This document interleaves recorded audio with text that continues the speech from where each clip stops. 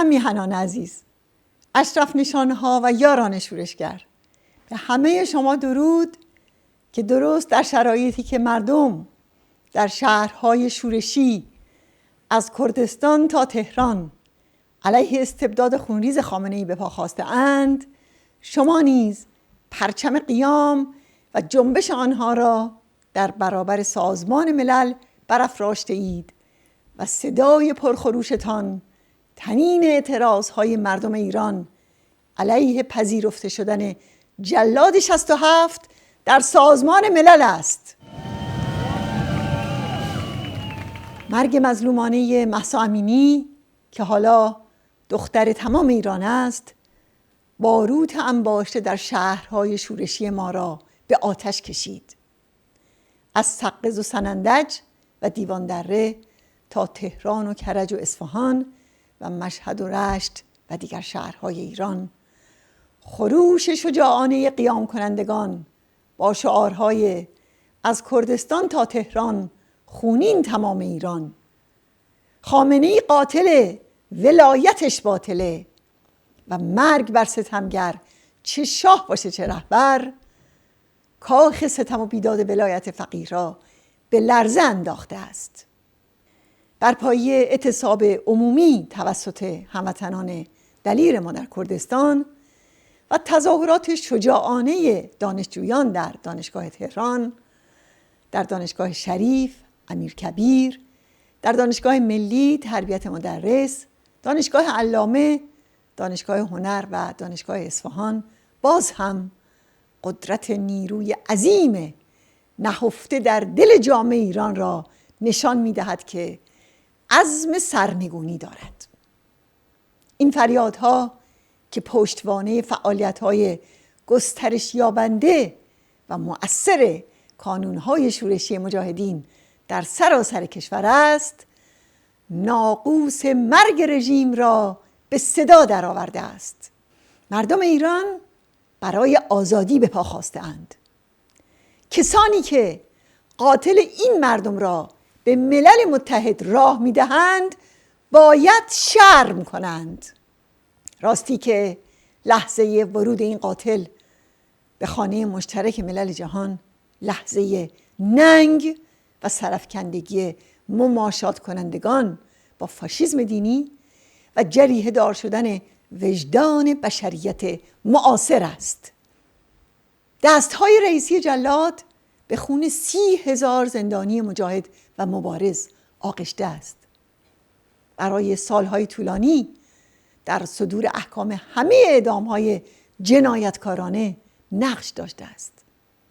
در کشتار 1500 جوان و نوجوان در قیام آبان 98 اون به عنوان سردمدار قضایی رژیم شریک و دست اندر کار بوده است و در دوره ریاست جمهوریش اعدام‌ها رو 2 برابر کرده.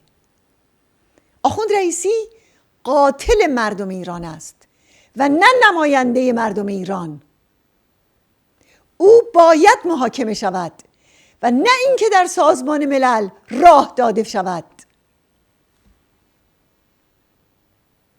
این اهانت به مردم ایران، به ویژه خانواده‌های قتل عام شدگان و خانواده مهسا امینی و هزاران هزار قربانی مظلوم دیگر است که سرکوب و شکنجه شده‌اند.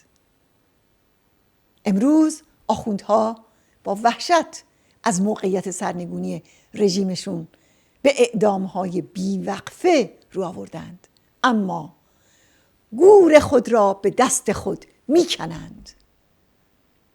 سراسیمگی آخوندها به این دلیل است که صدای قررش آتشفشانی را میشنوند که در آستانه فوران است.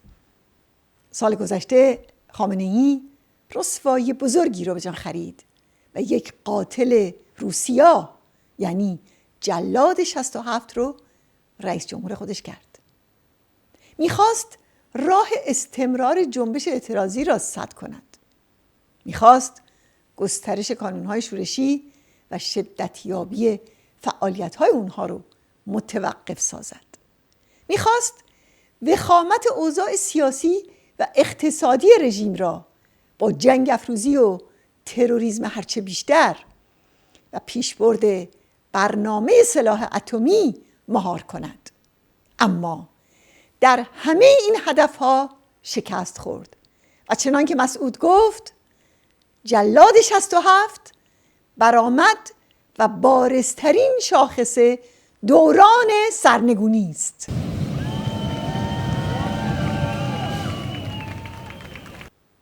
امروز هم موقعیت شخص خامنه‌ای آفتاب لب بام عمر رژیم است.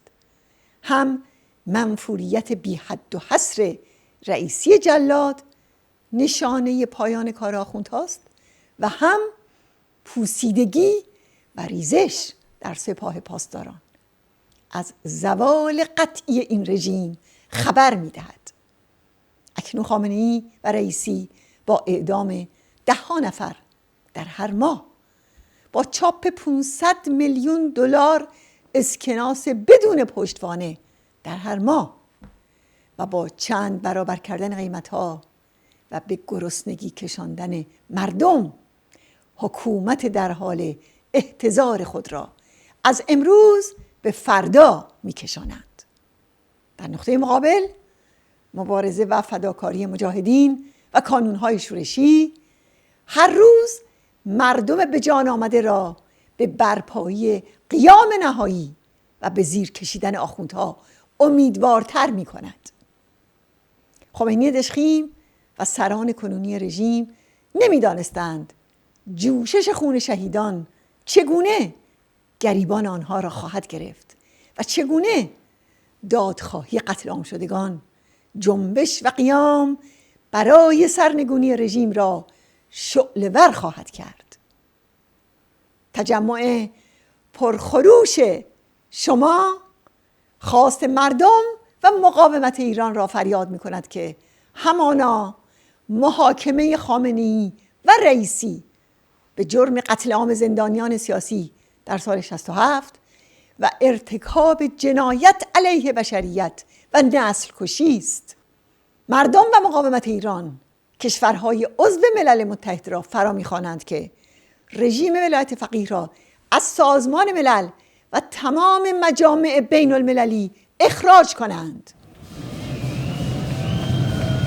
اجلاس جاری مجمع عمومی ملل متحد را به اقدام فوری درباره جنایات رژیم آخوندی علیه زنان، به خصوص جنایات و کشتار روزانه گشت ارشاد آخوندی فرا می‌خوانم. همه دولت‌ها باید روابط خود را با این رژیم به توقف اعدام‌ها و پایان دادن به سرکوب و کشتار قیام کنندگان و انهدام ماشین تروریسم و گروگانگیری این رژیم مشروط کنند و باید حق مردم ایران برای تغییر این رژیم و حق جوانان شورشگر برای نبرد با سپاه پاسداران تروریست رژیم را به رسمیت بشناسند. درود بر همه شما، پیروز باشید.